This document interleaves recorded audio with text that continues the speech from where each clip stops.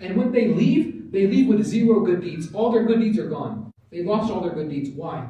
Why did they lose them? Because while the Imam is talking about قال رسول الله صلى الله عليه وسلم, that guy is in the back talking to his friends, laughing it up. Wallahi, I see this week after week after week. Wherever I'm giving khutbah. It happened just like a month ago. I got so angry. There's rarely been a time when I have been that angry. And the person is sitting right back there.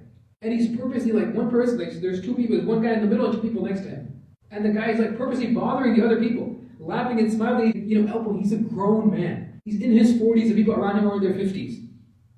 He's like this, elbowing them, like he's saying like this and that, poking and laughing. And the guy next to him just like looks at him and just keeps looking this way. He's trying to ignore him to the best of his ability. Like I think it was being recorded, that's why I had to control myself. That person, I can tell you almost with certainty, because we can't say with certainty. But I'm talking about Allah and His Messenger. قال الله سبحانه وتعالى وقال النبي صلى الله عليه وسلم. And that guy's over there laughing and joking and playing with people. He's leaving this masjid. All the good deeds he did, he just left them there. He has no good deeds left. Seriously. Tell me this ayah doesn't apply to him.